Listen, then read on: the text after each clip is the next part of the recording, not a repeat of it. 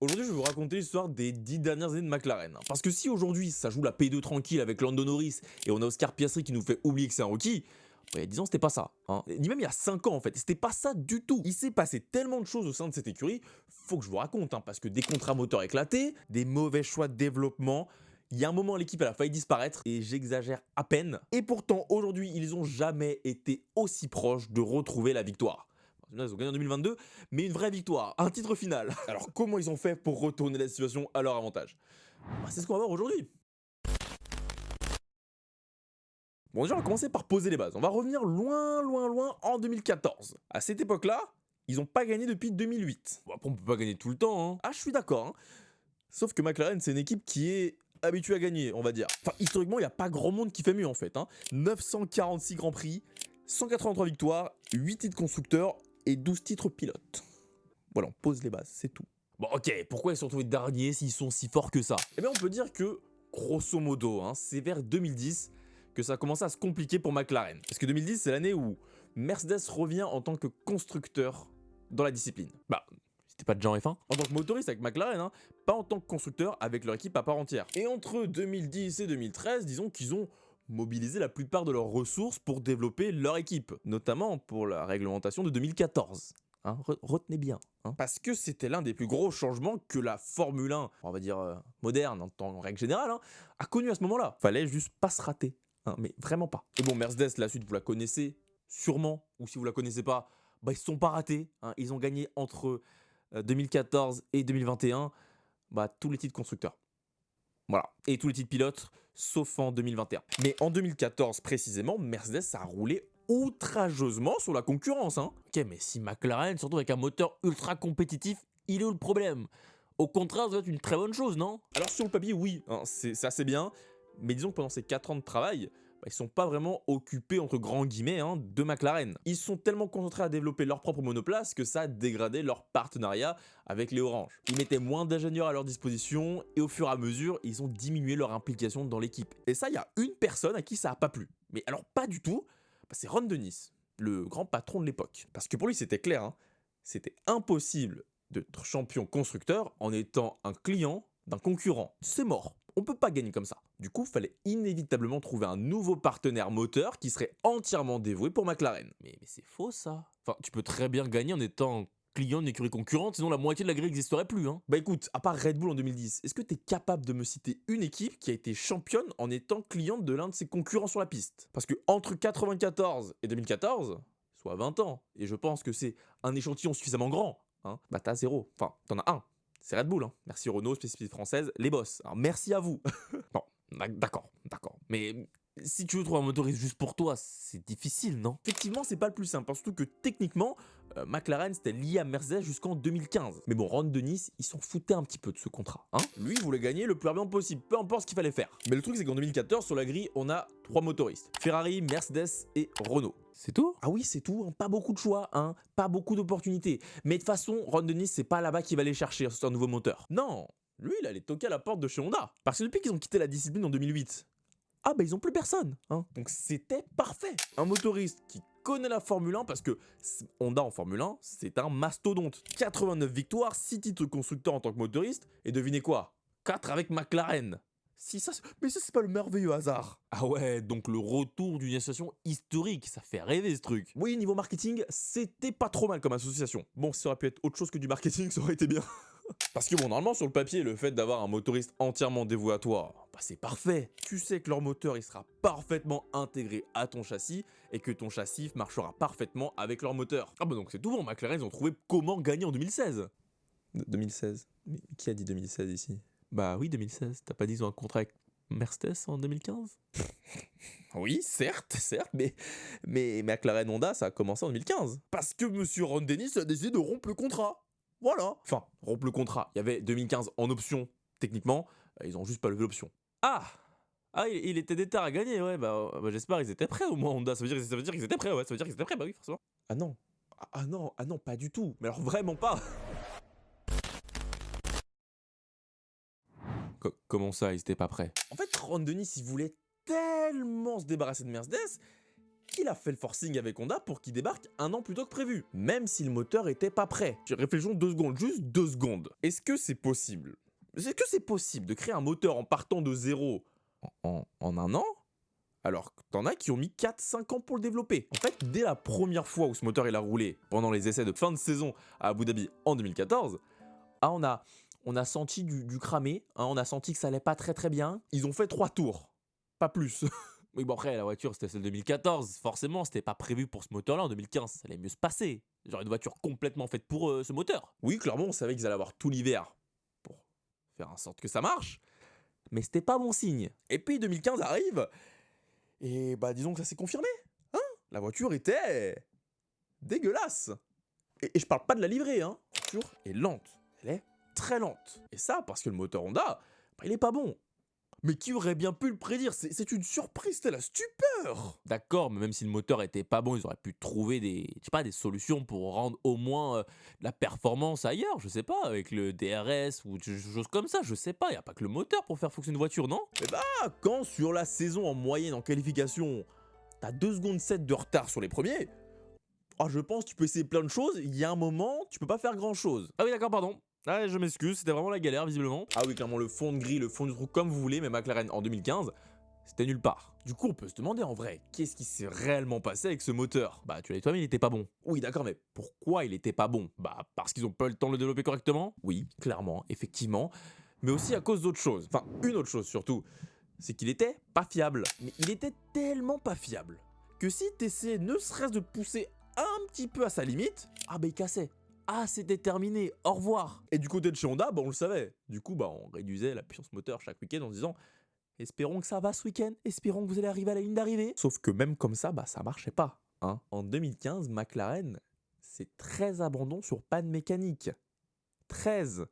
Alors qu'ils réduisaient déjà la performance pour préserver la fiabilité. Imaginez 2 secondes s'ils faisaient pas ça. Est-ce que McLaren aurait fini une course en 2015? Je vous pose la question. Je vous pose la question. Et il y a un moment, tu vas pas non plus réduire la puissance moteur jusqu'à arriver à un moteur de F2.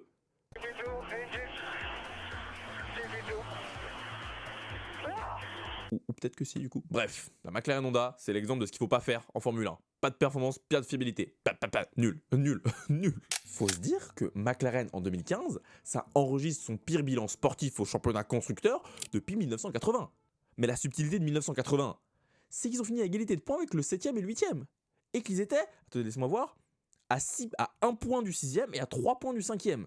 Donc en vrai, ils étaient pas loin. Non, pour voir une tollée comme en 2015, faut remonter à 1967, où là, ils finissent dernier. Et c'était genre la 2e année de leur existence. Ouais, historiquement, 2015, elle a bien resté. Elle a bien resté. Ah oui, d'accord. Donc je pensais pas que c'était si catastrophique que ça en fait. Ah ouais non, c'était pas beau à voir. Bah au moins tu peux difficilement faire pire que ça, hein. Oui, puis honnêtement 2016 ça a été un peu mieux, la voiture est un peu plus fiable et un peu plus performante. Elle arrive notamment à attraper quelques bons résultats, notamment une 5ème place à Monaco et à Austin. Et puis on n'a pas 13 abandons cette année-là, mais 8 abandons. En vrai, c'est pas si mal. Oui, c'est bien, ça progresse, et ça finit même à la 6ème place du constructeur. Du coup, forcément, sur cet élan de bonne performance, ça commence à lâcher des grosses éclats pour 2017, que McLaren, ça va se battre, ça va aller chercher les top 5. McLaren, ils sont dans une bonne position pour aller chercher un nouveau titre. Si seulement ils savaient. Ah mais ils voulaient vraiment leur mettre la pression, hein. Oui, clairement, le but c'est de mettre une pression à Honda, parce que eux, en interne, ils arrêtaient pas de se dire on a le meilleur châssis de la grille. Et puis mettre la pression sur ton motoriste alors que ça fait 2 ans qu'il galère, je sais pas si c'est la meilleure des stratégies. La preuve, c'est qu'une fois arrivé 2017, il finit de nouveau 9ème. Et ce, malgré l'arrivée de l'espoir belge Stoffel Van Dorn à la place de Jenson Button. McLaren en 2017, c'est comme en 2015, c'est nul. Franchement, il n'y a rien à retirer de leur saison. Il y a des tensions ouvertes.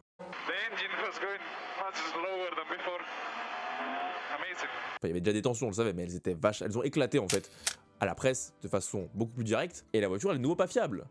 13 abandons de nouveau. Alors certes, on a Alonso qui arrive à la placer une fois à la 6ème place en Hongrie, et Van Dorn 2 fois à la 7ème place à Singapour et en Malaisie, mais dans l'ensemble, ça régresse. Alors qu'autour d'eux, leurs rivaux, ça progresse. Hein. Renault, As, Toro Rosso, c'est bien meilleur. MDR, mais là, ça devient quand même vachement chaud. Ils sont pas dit à un moment donné, les gars, on devrait peut-être changer 2-3 trucs. Je pose ça comme question. Hein. Mais ils ont réfléchi à un moment donné? Eh bah si, justement. bonne chose. Déjà, on a l'arrivée de Zac Brown, le fameux. C'est à ce moment-là qu'il arrive chez McLaren en fait. Et il était vachement déterminé à impulser des changements. Parce que si déjà de l'extérieur, l'ambiance avait pas l'air ouf, alors en interne, c'était encore pire. On avait les infrastructures vieillissantes, tard le niveau de Williams, et les différents départements de l'équipe qui s'entendent pas entre eux. Bref, à tous les niveaux, c'était pas ouf. Hein. Du coup, forcément, première chose qu'il fait Zac Brown, c'est qu'il renouvelle pas le contrat avec Honda. Encore heureux, j'ai envie de dire. Parce qu'en 2015, ils avaient signé pour 3 ans. Donc forcément, en 2017, c'était la dernière saison. Ok, et du coup, ils vont faire comment pour trouver un motoriste entièrement dévoué pour eux? Parce que bon, on l'a vu, il y en a 3 sur la grille, ils ont déjà leurs écuries. Tu vires Honda, difficile, non? Et bah donc, leur nouveau CEO, il est moins radical que le précédent. Pour Zac Brown, tu peux gagner un titre en étant client d'une écurie concurrente. De toute façon, vu la situation dans laquelle ils étaient avec Honda, soyons réalistes 2 secondes, il n'avait pas le choix surtout. Parce que t'avais aucun autre motoriste du monde qui avait envie de développer un moteur V6 hybride qui coûte plus d'1 milliard. Aucun.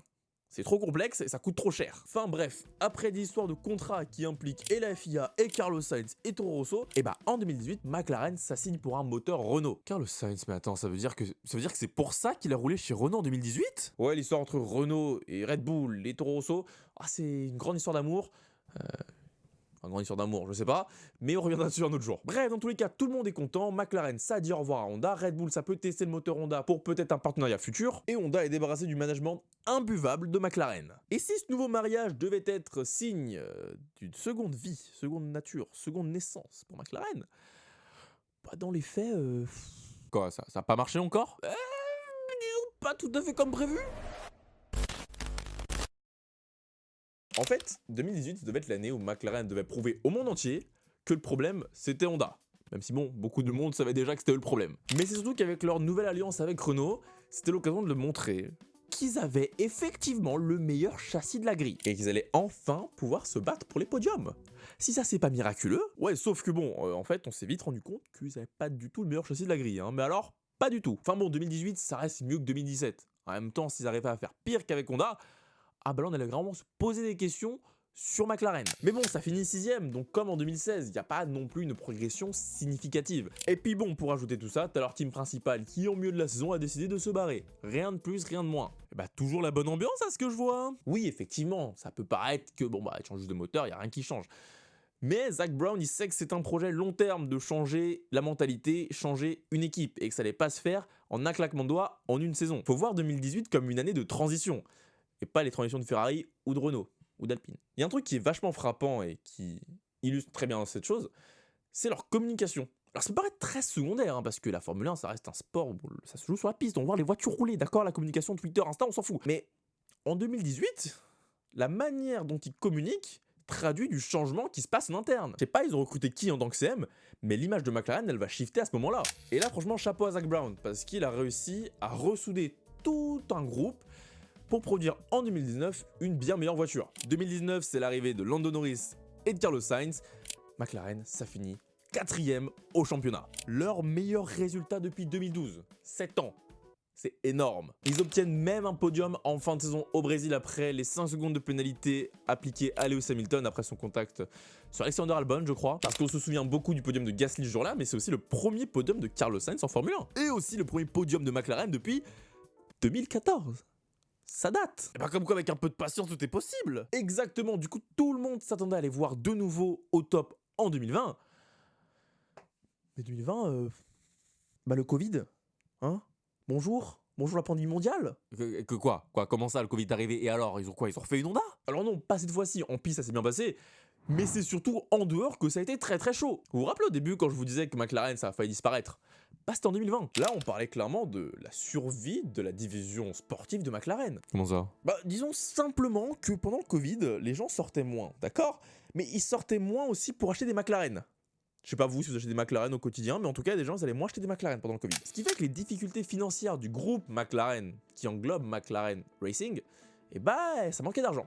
Et vu que ça manquait d'argent, bah, ça avait plus beaucoup d'argent pour les mettre dans la division sportive. Bref, ça pour dire que les pertes financières du groupe impactaient directement l'équipe sportive. Ah oui, c'est chaud là, ils ont fait comment du coup? Eh ben un peu comme toutes les entreprises à ce moment-là, hein. Un prêt et vente d'une partie du capital de l'équipe. En 2020, ils ont vendu 15% des parts de l'équipe McLaren Racing jusqu'à un total qui a atteint 33% en 2022. Bon et puis accessoirement, ils ont vendu leur QG, maintenant ils le louent. Ils avaient besoin de cash rapidement. Donc clairement, ça n'a pas été simple de trouver une solution ou des solutions qui pouvaient satisfaire tout le monde. Mais ils n'avaient pas trop le choix parce que le pire scénario possible, bah, c'était la disparition de McLaren. Et crois-moi qu'à ce moment-là, tu veux prendre tout ce qui est possible et imaginable pour arriver à ce que ça ne se passe pas comme ça. Je sais pas si t'es français, mais vous avez compris. Parce que bon, t'as pas d'argent, tu finis comme Williams, c'est-à-dire que tu peux pas recruter de nouveaux ingénieurs, tu peux pas développer tes infrastructures, et à long terme, bah tu finis dans le fond du classement. Et vu qu'ils viennent à peine de sortir du fond du classement, crois-moi qu'ils avaient pas envie d'y retourner, hein. Et chapeau encore une fois à Zak Brown, parce qu'il a réussi à gérer cette situation, peut-être pas de la meilleure manière possible, ça on le saura jamais, mais il a tout fait pour sauver McLaren et il l'a réussi. Maintenant, comme je l'ai dit, sur la piste, 2020, ça a été très bon pour McLaren. Notamment parce que c'est la première fois depuis assez longtemps que l'une des 3 top teams se plante. Ouais, devinez c'est laquelle des 3 top teams? bah oui, Ferrari. Bah oui, Ferrari. 2020, c'est la première année où la 3ème place du championnat est prenable pour quelqu'un d'autre que Ferrari, Mercedes ou Red Bull. Et vu qu'après 2019 et leur 4ème place c'était les favoris légitimes, on se dit qu'en 2020 ça allait le faire facilement. Sauf qu'il y avait un tout petit caillou dans la chaussure. Un tout petit caillou dans la chaussure qui était rose, qui était un peu rose, qui s'appelait Racing Point. Parce que disons qu'ils ont juste eu la très bonne idée de regarder comment ça marchait chez les champions du monde, et ils ont tout copié. Ah oui, ils ont tout copié. Attends, mais c'est autorisé ça? Bah tant que t'arrives à prouver que c'est toi qui as fait ta R&D, t'es bon. Non mais de quelle R&D tu me parles? Tu l'as vu la voiture? Tu l'as vu la voiture? Bah écoute, la seule chose dont ils ont été reconnus coupables, c'est d'avoir pris les mêmes écopes de frein que Mercedes. Oh bah si, avec ça. Et ils ont pris quoi, une amende du coup? Oui, et 15 points en moins au championnat, qui fera la différence à la fin, vous allez voir. Parce que oui, du coup, forcément, Racing Point, bah, c'était extrêmement fort en 2020. Mais quelle surprise, personne ne s'y attendait. Après ça, c'est niveau performance pure, hein, parce que stratégiquement, développement, Lance Stroll, ça avait du retard, ça avait du mal. Dans tous les cas, cette bataille pour la 3ème place a été très disputée entre forcément Racing Point, McLaren et Renault. Et on a dû attendre Abu Dhabi pour savoir qui est-ce qui allait prendre cette 3ème place. Et à ce petit jeu-là, c'est McLaren qui l'a emporté sur le fil, hein, parce que c'est après une très mauvaise dernière course de Racing Point qu'ils ont pu finir 3ème. Et ben voilà, ça fait 2 saisons que McLaren, ils sont devant aux avant-postes. C'est une très bonne nouvelle ça. Oui, clairement, c'est ce qu'on se dit à ce moment-là, même si on sait qu'en 2020, Ferrari allait revenir. Donc l'enjeu, c'était de savoir est-ce que c'était juste des résultats exceptionnels pendant 2 saisons, ou est-ce que ça y est, on a les bases de construites pour quelque chose de plus grand? Est-ce qu'ils peuvent enfin rattraper les top teams? Et pour s'assurer qu'on était bien sur la 2ème option, McLaren, en 2021, ça remplace Carlos Sainz pour Daniel Ricciardo, et ça quitte le moteur Renault pour le moteur Mercedes. Mais attends. Ils viennent de faire une très bonne saut avec le moteur Renault. Et un très bon duo de pilote aussi. Pourquoi tu décides de tout changer? Explique-moi. Bah pourquoi se priver si tu peux avoir le meilleur moteur de la grille dans ta voiture? Bah je sais pas exactement pour les mêmes raisons qu'en 2014 peut-être. Oui, certes, je suis d'accord, mais c'est plus les mêmes personnes dans la direction. Les mentalités ont changé depuis. Le contrat avec Renault, il arrivait à son terme. Encore une fois, ils avaient signé pour 3 ans. Et il avait l'opportunité de mettre le moteur Mercedes, alors il l'a pris. Et puis pour Sainz, disons que c'est plutôt Sainz qui a quitté McLaren, donc ils ont besoin de lui trouver un remplaçant. Et là, McLaren, ils ont fait très fort parce qu'ils ont signé Ricciardo pour 3 ans. Et clairement, c'était un très gros move. Parce qu'en 2021, il a encore une très grosse cote. Et puis, il vient surtout de montrer qu'il est capable de ramener Renault sur un podium. Donc, son arrivée, elle signifiait qu'une seule chose. McLaren, ça y est, en 2021, ils sont prêts à aller se battre avec les gros. Bon, après, c'est ce que Renault s'était dit aussi à son arrivée. Bref, sur le papier, on a tout ce qu'il faut. On a tous les ingrédients pour que la recette, elle prenne. Je sais même pas si ça se dit. 2019 et 2020 ont installé une très bonne dynamique et on a eu des premiers résultats. En 2021, on a un Lando Norris qui va continuer de progresser, le meilleur moteur de la grille et un multiple vainqueur de Grand Prix qui rejoint l'équipe. Ah oui, là, ils allaient faire un classique. Là, le classique est en approche. Ils étaient armés jusqu'aux dents. Ah, clairement, hein. Et si l'intégration du moteur Mercedes s'est très bien passée, bah l'intégration du pilote australien, elle... Et puis Ferrari est revenu dans la bataille. Ah non, mais gagner en Formule 1, c'est vraiment pas donné à tout le monde, hein. Honnêtement, c'est un peu difficile de juger leur saison 2021. Parce que c'est quand même leur meilleure saison de notre histoire, hein, depuis 2014. Mais ça reste une déception. Bah, alors, faut que tu m'expliques, hein, en quoi 2021, c'est leur meilleure saison, s'ils font moins bien qu'en 2020, et que leur pilote star, il y arrive pas. Là, faut que tu m'expliques. Là, je comprends pas, là. Bah, 2021, c'est la première année où McLaren, ça gagne. En Italie avec Ricciardo. Mais aussi, c'est la première année où ils ont plusieurs occasions de gagner. Attends, mais frérot, tu te fous de moi. Tu veux te battre ou quoi? Tu me dis que Ricciardo, il arrive pas, mais il gagne une course. La première de McLaren depuis depuis 2008. Et tu me dis qu'il n'y arrive pas. Bon, oui, certes, mais c'était vraiment une parenthèse dans la saison, hein, rien de plus. Mais au global, sur la saison, Ricciardo, il a été bien en dessous de Lando Norris. 4 podiums à 1 et 45 points d'écart au championnat. Alors certes, c'est pas un écart extrême, mais ça reste un écart sur lequel on peut se poser des questions. Ricciardo, ça finit 8 fois hors des points, Norris qu'une seule fois, sans compter les abandons. Alors oui, c'était sa première saison, il avait besoin de s'adapter. Mais mine de rien, au fur et à mesure des courses, on n'a pas vraiment vu d'amélioration en fait. Après voilà, au global, McLaren, on a aussi eu le Grand Prix de Belgique, enfin, le non-Grand Prix de Belgique, où on a un... Lando Norris aurait dû prendre la pole. Lando Norris avait un rythme, mais je pense que ce tour-là, il aurait dû être fini. Voilà, c'est comme le tour de Verstappen à Jeddah, il aurait dû se finir. C'est des tours où ils n'ont pas le droit de pas se terminer. Après bon, voilà, les conditions étaient intenables et il n'a pas tenu sa voiture. C'est dommage parce que franchement, il avait le rythme pour prendre la pole, il aurait eu une victoire gratos. La première victoire en Formule 1 sans faire la course. Puis évidemment, il a vraiment pas eu de bol en 2021 en fait, Norris, parce qu'il y a Sochi aussi, où là encore, il fait un mauvais call. Il se rate, bon, ça gagne pas. Donc malgré que 2021, ça finit 4ème, voilà, ça retourne derrière le top 3. Dans le ressenti, McLaren, ça a été quand même vraiment bien. C'est quand même 5 podiums sur la saison. Mais bon, je vous dis tout ça, en réalité, 2021, on s'en fout un peu. Vous savez pourquoi?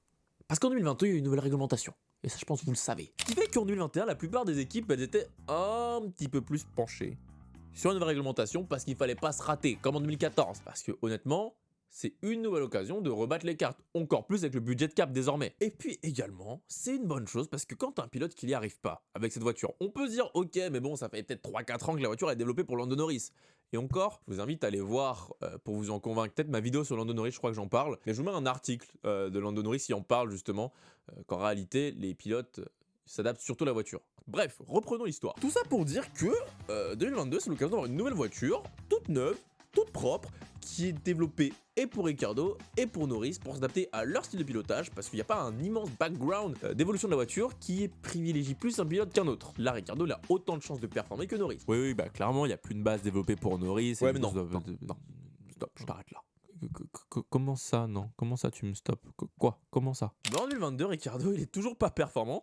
Et ça va avoir de très très grosses conséquences sur le classement final de McLaren. Il s'est quand même pris un 122 à 37. Non, il s'est fait rouler dessus. Ah oui, effectivement, ça fait un peu beaucoup là, mais... Pourquoi? Qu'est-ce qui s'est passé? Pourquoi? Parce que c'est un bon pilote, même chez Renault, c'était un bon pilote. Pourquoi d'un coup ça marchait plus? Alors non, évidemment, c'est pas un mauvais pilote. Ricciardo, ça mériterait une vidéo entière. Je pense qu'on pourra faire une vidéo entière sur son comeback en Formule 1, mais surtout ce qui s'est passé chez McLaren et sa saison off. Parce que bon, entre problèmes d'adaptation à une nouvelle structure, on peut penser santé mentale, burn-out, Ricciardo, ça a été un cas très compliqué. Donc forcément, il n'a pas réussi en piste, mais il y avait des très bonnes raisons. Il y avait des raisons. Bref, vous pouvez toujours aller écouter le podcast Beyond the Grid où il en parle lui-même en fait. Ce qui se passe, c'est que du coup en 2022, McLaren, ça retourne à la 5ème place en grande partie à cause des résultats de Ricciardo. Et honnêtement, sans ces mauvais résultats, ça finissait 4ème. Donc forcément, ça perd du patience du côté de chez McLaren. La sentence était inévitable. Il a été remercié et remplacé en 2023 par le jeune Oscar Piastri. Ce qui nous a évidemment donné cette magnifique silly season avec le tweet exceptionnel qu'il nous a fait. Je vous mets la vidéo où j'en parle. Ça date maintenant, mais toujours intéressant d'aller voir si vous connaissez pas l'histoire. Et concrètement, ça devait être l'élément final qui devait leur permettre, ça y est, cette fois-ci, d'aller se battre avec l'autre. Parce que c'est légitime de dire que si tu mets 2 Lando Norris dans la voiture, ça performe bien mieux. Ça performe bien mieux. Donc désormais, vous connaissez le scénario. 2023 arrive et donc, oui, nouveaux objectifs, on va aller chercher les top teams, blablabla. On sait très bien que ça va pas marcher, on est d'accord? On est d'accord, j'ai dit. Comment ça va bien marcher cette fois-ci? Bon, disons qu'ils ont plus ou moins réussi cette fois-ci. Non, j'ai menti. La voiture était complètement éclatée en début de saison. Super, ça veut dire qu'en 10 ans, ils ont rien appris les gars. Ah après la première course, on n'aurait clairement pas dit. Comme on a tous pu le suivre cette saison, ou si vous venez d'arriver, bonjour à vous. 2023, McLaren, ça a très mal démarré, que ce soit à Bahreïn, à Jeddah, en Australie, à Bakou, à Miami. C'était nul. Je crois que j'ai beaucoup dit que McLaren ça a été nul dans cette vidéo. Mais bon, faut leur reconnaître que cette année avec leur nouveau team principal Andrea Stella, ils ont pris les choses complètement sous un nouvel angle. Ils se sont dit, bon vous savez quoi, on est nul, et on va être nul une moitié de saison et après on est les meilleurs. On va tout recommencer de zéro, on va refaire une nouvelle voiture parce que là c'est pas possible. Et ça a fonctionné. La suite vous la connaissez, McLaren dès qu'ils arrivent en Autriche, c'est ultra performant. C'est la 2e meilleure voiture. Oui parce qu'il faut pas déconner non plus. Red Bull reste Red Bull, d'accord? Mais ils remontent sur le podium. Et honnêtement, c'est quand même vachement fort de leur part. À partir de la mi-saison, Lando Norris, c'est le pilote qui marque le plus de points après Max Verstappen. C'est-à-dire que si le championnat commence en Autriche, Norris finit deuxième du championnat. Oscar Piastri, il gagne la course sprint au Qatar et Norris, il prend 7 podiums. Autant dire qu'on est clairement sur un des plus grands renversements de situation de ces dernières années. Et cette fois-ci, ils finissent une nouvelle fois quatrième, toujours pas dans les 3 premiers. Mais honnêtement, la dynamique est tellement impressionnante que c'est une bonne nouvelle. Bah ça y est, enfin! Ils ont enfin compris comment faire marcher leur équipe. Ça leur a pris 10 ans. Du coup, c'est bon, en 2024, McLaren, ça joue encore les podiums et ça va peut-être jouer le titre, c'est ça? Bah très bonne question. Très bonne question, vois-tu. Parce que, on l'a vu, McLaren, ça a très rarement réussi à enchaîner 2 saisons consécutives avec des très bons résultats. Qu'est-ce qui nous assure que 2024 sera pareil? Qu'est-ce qui nous assure que cette fois-ci, ça sera la bonne? Qu'est-ce qui nous assure qu'ils vont pas de nouveau retomber dans un mauvais développement, qu'un des pilotes va moins bien performer? Bon, même si ce point-là, je doute un peu. Mais leur constance, c'est pas été leur plus grande réussite ces dernières années. Donc oui, 2023, ça a très bien fini, mais ne nous enflammons pas trop vite, sachant que la concurrence est rude et que le paquet est extrêmement serré. On entre dans la 3e année de la réglementation et il y a encore beaucoup de performances à aller chercher. Alors peut-être que 2024 sera l'année de la confirmation, que McLaren, ça y est, c'est de nouveau un top team, et qu'ils sont enfin prêts à aller se battre avec les plus gros, ou qu'au contraire, ils sont pas capables d'être stables, qu'ils sont incapables de garder de la performance pendant plusieurs saisons, et ça c'est indispensable si un jour ils souhaitent de nouveau gagner un titre. Donc pour savoir tout ça, on se donne rendez-vous début mars à Bahreïn. Merci à tous, c'était Georges. Salut.